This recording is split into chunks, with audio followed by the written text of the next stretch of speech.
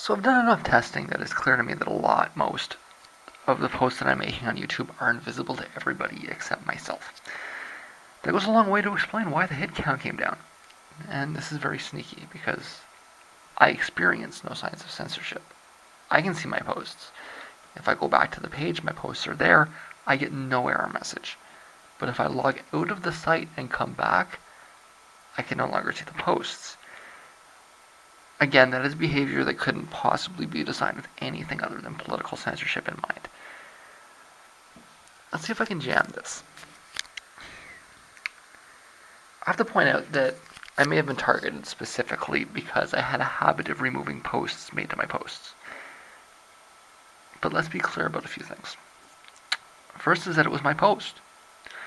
I had the functionality to remove the responses to my posts. And frankly, I believe I had ownership of those posts. So there's no rules broken there. Second, I was actually very enlightened in the way I did this. I'm trying to save the conversations I had.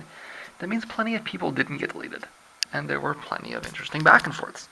Now, of course, some of the morons that ended up with deleted posts may disagree, but that's a function of their idiocy. And the problem in the first place. See, just because they don't realize that they're buffoons doesn't mean I have a responsibility to listen to them. It's just another symptom, really. YouTube was perhaps too good for its user base for a while. I don't feel I have a choice but to stop posting here. Seriously. They've reduced the platform to something that is essentially useless for anything but trolling. But if that's what they want, they can get ready for some of it. What I'm saying is that I may have gotten a very high number of complaints because I deleted a large number of posts. But if you saw those posts, you'd understand. They were personal attacks, baseless insults, unsupported arguments, and just flagrant idiocy. The difference is that I didn't cry to an authority figure. I just removed the posts.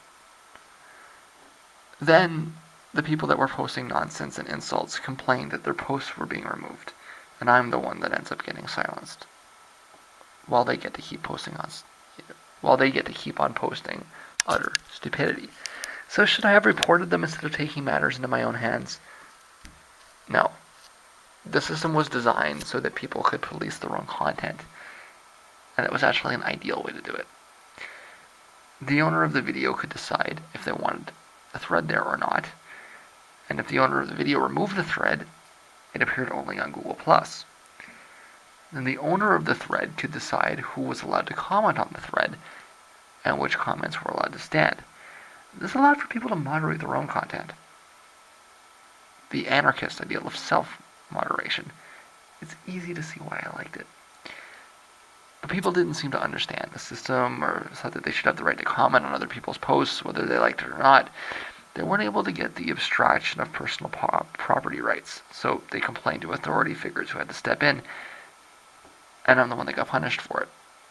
I mean, you could imagine, somebody claiming that they have the right to, spray paint graffiti all over your car, and wiping it off is considered to be,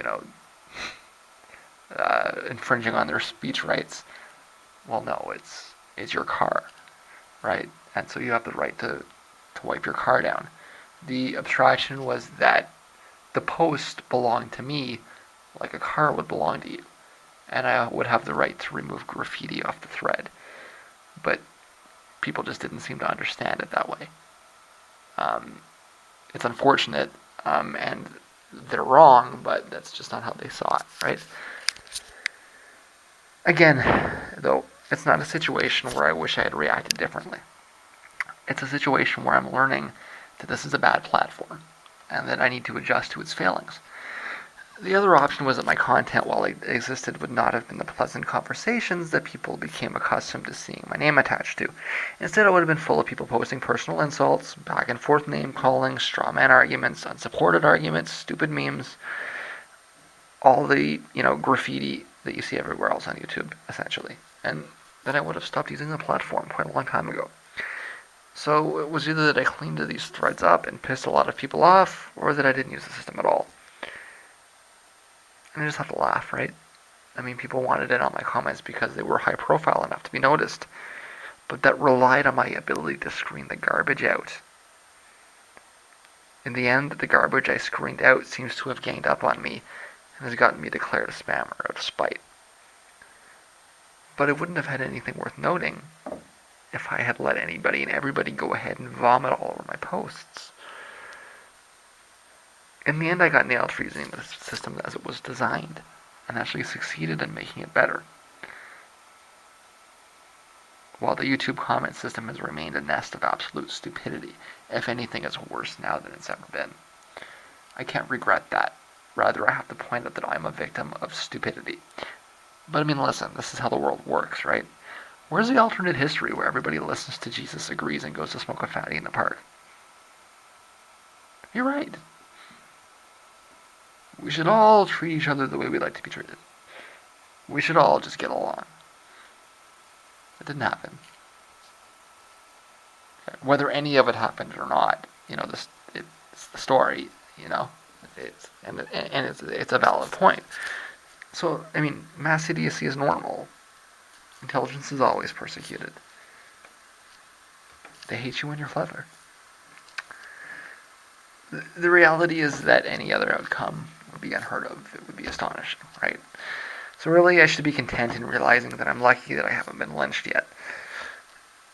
I'm almost done in clearing the page down. I should get close to 1,500 pages in the end. Unfortunately, that's probably 1,500 out of 2,000 or so. But it's still 1,500. And I'm sure the lost ideas will regenerate elsewhere. Eventually.